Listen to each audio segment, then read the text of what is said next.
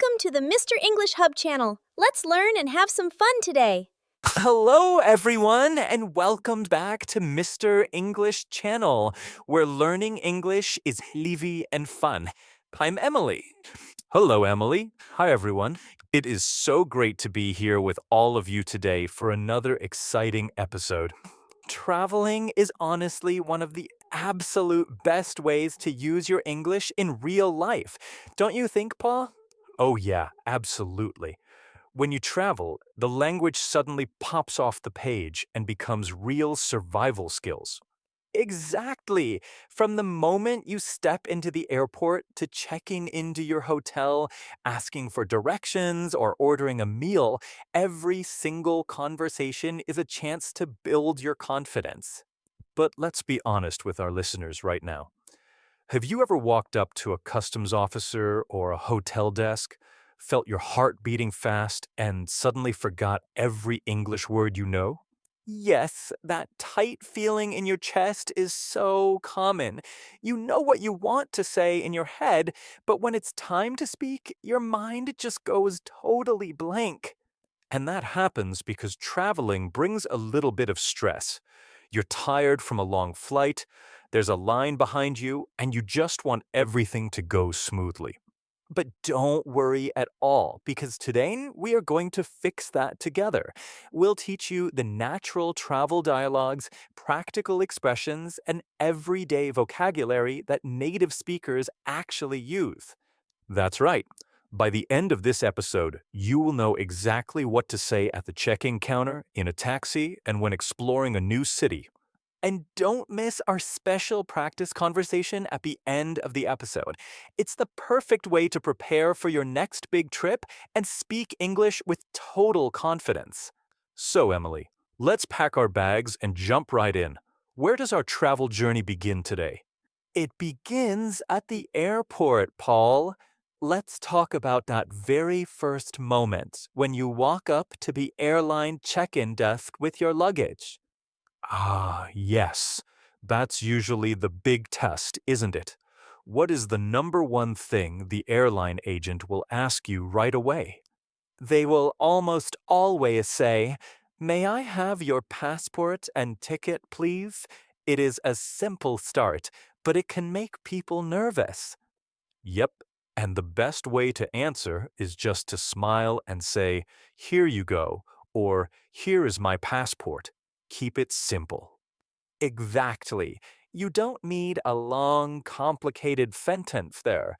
Just hand them your documents and say, "Here you go." What about bags, Emily? I always see travelers getting confused when the agent asks about their suitcases. Right. The agent will usually ask, "Are you checking any bags today?" That means putting your big suitcase under the airplane. And if you only have a small backpack, you can just say, "No, just this carry-on." A carry-on is the bag you bring inside the plane with you. Yes, that is such an important travel word to know. And if you do have a big suitcase, you just say, "Yes, I need to check this one." What if your bag is a little too heavy? I saw a guy at the airport last month opening his suitcase on the floor and wearing 3 winter jackets.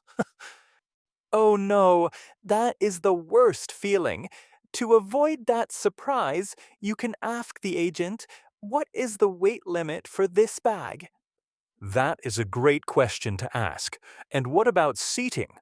I'm definitely a window seat guy because I love looking at the clouds. I am totally the opposite, Paul. I need an aisle seat so I can stand up and stretch my legs without climbing over anybody. So, how can our listeners ask for their favorite seat without sounding rude or demanding? You can use the word possible, which sounds very polite. Just ask, "Is it possible to get an aisle seat?" Or, "Could I get a window seat, please?" Is it possible to get a window seat? That sounds so natural and friendly. Agents love it when you ask nicely like that. Now, Paul, let's fast forward a few hours. You landed safely, you walked off the plane, and now you face the biggest travel moment of all, passport control. Oh man, immigration. Even when I am traveling on a normal vacation, walking up to that booth always makes me feel like a secret agent in trouble. I know, right? Those officers are usually very serious, but their questions are actually very standard and predictable. What is the classic question every single border officer asks when you hand them your passport? They will look at you and ask, "What is the purpose of your visit?" They just want to know why you are entering their country. And this is where so many learners make a tiny mistake. They get nervous and start telling a whole 10-minute story about their life. Exactly. Please don't tell the officer your whole life story. Keep your answer short, clear, and direct. Yep, just say two simple words: on vacation or for tourism. If you're traveling for your job, just say on business. That is really all they need. "I'm here on vacation" is the gold standard answer. What is the second question they usually ask right after that, Paul? They almost always ask, "How long will you be staying?" They want to know the exact duration of your trip. And again, keep it simple. Just give them the time frame. You can say for 10 days or for 2 weeks. Exactly. "I'll be here for 2 weeks." And sometimes they might ask where you are sleeping, like, "Where will you be staying?" For that one, just give them the name of your hotel. Say, "At the Marriott Hotel downtown," or show them your booking paper on your phone. Showing the booking on your phone is such a great pro tip. It saves you from having to spell out funny street names. Yes, visual aids are a traveler's best friend. Once the officer stamps your passport, you grab your bags and head out into the city. Which brings us to our next big destination, Emily. Arriving at your hotel after a long, exhausting day of travel. Oh, there is no better feeling than finally reaching your hotel desk and knowing a soft bed is waiting for you. But before you can sleep, you have to talk to the receptionist. What is the smoothest way to start that check-in conversation? The most natural phrase to use is, "I have a reservation under the mean," and then say your last name. I have a reservation under the name Silva. That sounds so professional. What if you arrived a little too early in the morning? That happens a lot when you take a red-eye flight. You can politely ask, "Is it possible to check in early?" And if the room isn't ready yet, what can you ask them to do with your heavy suitcases while you wait? Just ask, "Could you store my luggage for a few hours?" Most hotels are super happy to keep your bags in a locked room for free. That is super helpful. Now, once you finally get your room key, there are usually a couple of important questions you want to ask before walking away. Oh, yeah. What is the first thing you always ask a hotel receptionist, Paul? I bet I can guess. You already know me too well, Emily. My first question is always, what time is breakfast served? Food is my top priority. I knew it. And that is a fantastic question. You can also ask, where is the breakfast room located? What about the internet, Emily? We all need to send photos to our families and check maps on our phones. Right. You can ask, "Could I have the Wi-Fi password, please?" Usually they print it right on that little paper folder holding your room key. But what happens if you get up to your room and discover a small problem, like maybe there are no clean towels in the bathroom? That is such an important situation to talk about. Sometimes learners feel too shy to ask for help when something is missing in their room. Exactly.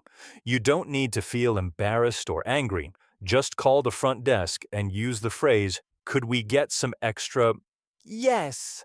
"Could we get some extra towels, please?" Or, "Could we get some extra pillows?" It is polite, direct, and solves the problem in seconds. And if the street outside is super noisy and you can't sleep, you can even ask, is it possible to move to a quieter room? Absolutely. Hotel staff want you to have a good stay, so speaking up nicely always gets you a great result. Hey, Emily, before we head out of the hotel and grab a taxi to explore the city, let's take a quick moment for our wonderful listening family. Oh, yes. If you are enjoying this travel episode and learning helpful phrases today, please take 1 second to like this video and subscribe to Mr. English channel. It really helps us support more learners just like you all around the globe. And make sure to share this episode with a friend who loves traveling. We also want to hear from you in the comments below. Tell us, what is your favorite dream travel destination in the whole world? Ugh, I can't wait to read those comments. Maybe I'll get some inspiration for my next summer vacation. Me too. Now, let's step outside the hotel doors and talk about getting around a new city using taxis and ride-sharing apps. This is where real life English becomes super practical. When you get into a taxi, how do you give the driver your destination clearly? Instead of just shouting a street name, you can use the polite phrase, could you take me to, and then add the place. Could you take me to the downtown art museum, please? That sounds so much friendlier than just pointing at a map. It really does. And if you are taking a traditional city taxi without an app, it is always smart to ask about the money before the car moves. Oh, yeah. Nobody wants an expensive surprise at the end of the ride. How can our listeners ask about the cost? You can ask the driver, how much will the ride cost approximately? Or simply, do you use a meter? Do you use a meter is such a crucial question in big cities. It ensures you pay the exact official price for your distance. What if the driver asks which way you want to go, Paul? Sometimes they know two different roads to get to the same place. If you don't know the city, just say, whichever way is fastest, please. That trusts the driver to avoid the bad traffic. I love that. Whichever way is fastest. And when you finally arrive at your destination, how do you tell the driver where to stop the car? You can say, you can drop me off right here. Or, right at that corner is perfect. Thank you. You can drop me off right here. That is such a natural expression. And don't forget to ask for a receipt if you need to track your travel spending. Just say, could I get a receipt, please? Simple, easy, and you are ready to explore the tourist attractions. Now, speaking of exploring and practicing your conversation skills, Paul, how can our listeners practice all these amazing travel dialogues at home before their trip? I am so glad you asked, Emily, because our wonderful listeners can practice anytime with our smart assistant, Mr. English AI. That's right! Mr. English AI is designed to help you practice the exact English from this episode, chat with you anytime, and help you improve faster than ever. You can tell Mr. English AI, let's roleplay a hotel chicken, or act like a taxi driver, and it will have a real, natural conversation with you. It is like having a friendly, patient English teacher in your pocket 24 hours a day. You can find the special link right down in the video description. Make sure to check out that link in the description after the video. It will build your speaking confidence so fast before your next trip. Curious. Now let's head over to that famous tourist attraction we took the taxi to. How do we handle buying tickets without getting overwhelmed by options? Walking up to a ticket window at a famous museum or park can be busy. The clearest way to ask for tickets is to state the number and the type. Yes, for example, you can say 2 adult tickets for the museum, please, or 1 student ticket, please. What if there is a special tour with a guide, Emily? How can our listeners ask if there is an English speaker leading the group? You can ask, do you offer guided tours in English? Or what time is the next English tour? That is so useful. And what if you want to know if you can take pictures of the famous paintings inside? Just ask the staff member, are we allowed to take photos in here? It is always better to ask first before pulling out your camera. Definitely. You don't want a museum guard blowing a whistle at you. And Emily, what is your favorite way to find secret spots in a new city? Oh, I absolutely love asking local people for their personal advice. Local staff at museums or coffee shops always know the best places that aren't in guidebooks. That is such a great travel secret. What exact phrase can our listeners use to ask a local person for a good recommendation?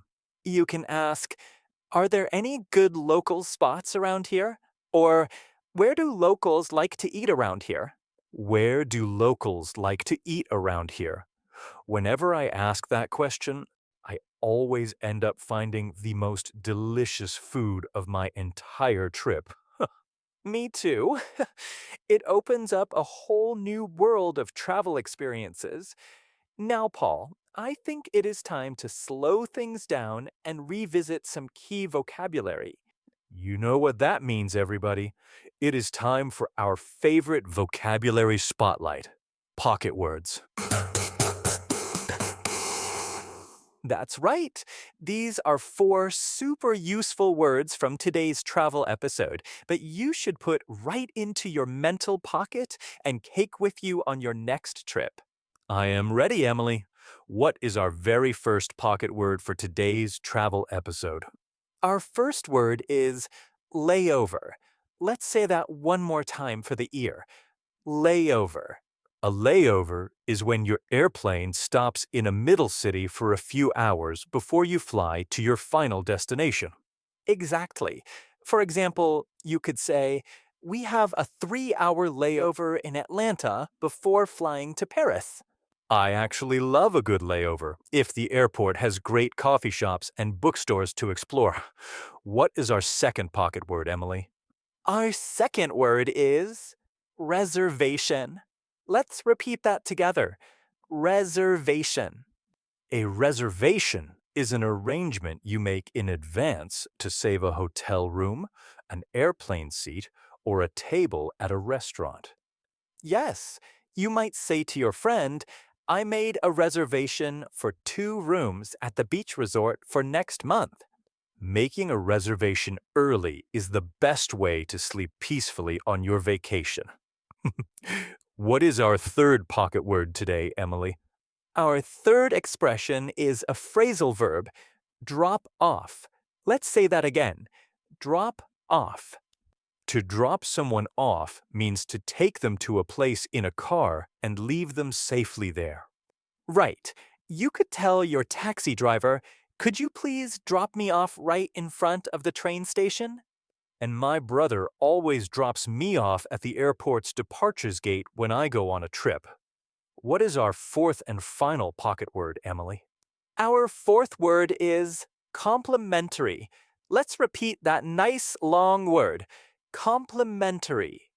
Ooh, that sounds like a fancy word.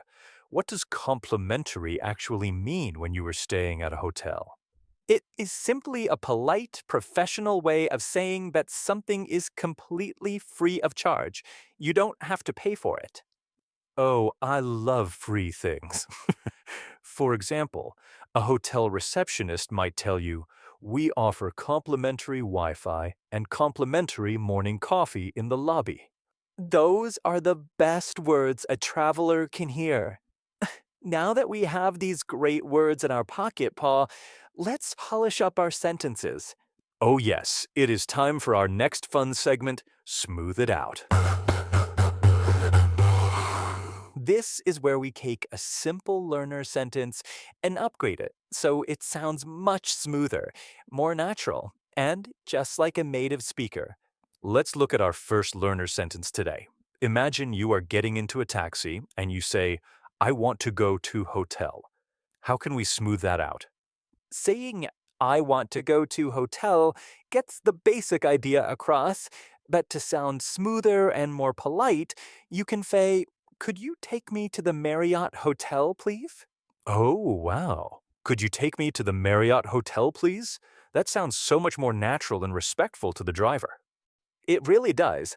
Using could you take me to softens the sentence and makes it sound like a friendly request instead of a command. What about checking in at the hotel? Sometimes learners walk up to the front desk and say, give me room key. How do we upgrade that? Instead of the blunt phrase, give me room key, let's smooth it out to, hi, I'm checking in under Silva, please. Hi, I'm checking in under Silva, please. That immediately tells the staff what you need while sounding super confident and polite. Exactly. And let's do one more for finding good food. What if a learner asks a local person, where is good food? Where is good food is understandable, but how can we make it sound like a seasoned world traveler asking a local friend? We can smooth it out to, are there any good local restaurants around here? Are there any good local restaurants around here? I love how smooth that flows off the tongue. It invites the person to share their favorite neighborhood spots. Yes, small upgrade like those make a huge difference in how comfortable you feel speaking. And now it is time to put everything together. That's right, everyone. It is time for our real life practice conversation. In this dialogue, Paul and I will role play a realistic hotel check-in after a long flight. Notice how we use today's phrases, questions, and pocket words in action. I will be the friendly hotel receptionist, and Emily will be the tired traveler arriving at the desk. Let's listen. Hello, good afternoon. I have a reservation under the name Emily Taylor. Good afternoon, Miss Taylor. Welcome to the Grand City Hotel. Let me pull up your reservation right now. Yes, I see it here. A single room for 4 nights. May I have your passport and credit card, please? Here you go. Also, is it possible to get a room on a high floor? I would love to have a nice view of the city if one is available. Absolutely. I have a lovely room available on the 12th floor for you. It is super quiet and has a great view. And just so you know, we offer complimentary breakfast every morning from 7 to 10 in the lobby. Oh, that is wonderful news. Could I also get the Wi-Fi password, please? Of course. It is printed right here inside your keycard folder. Here are your keys, Miss Taylor. If you need any extra towels or recommendations for local spots, just call the front desk anytime. Thank you so much for your help. You made check-in so easy. Have a wonderful day. And cut? Wow, Emily, that was such a smooth check-in. I think you are totally ready for a world tour. Thank you, Paul. And to all of our amazing listeners, see how simple and natural travel conversations can be when you use these patterns? You really don't need to use complicated grammar or huge words when you travel. Just be polite, use these simple phrases, and don't be afraid to speak up. That is the absolute truth. You are going to do so great on your next journey. Thank you so much for spending your time learning with us today. Yes, thank you, everybody. Don't forget to subscribe to Mr. English channel, give this video a big thumbs up, and leave us that comment about your dream travel destination. Keep practicing your English every single day. Have faith and amazing travel, and we will see you right back here next time. Goodbye, everyone. Bye, everyone. Happy's Rebels. See you next time.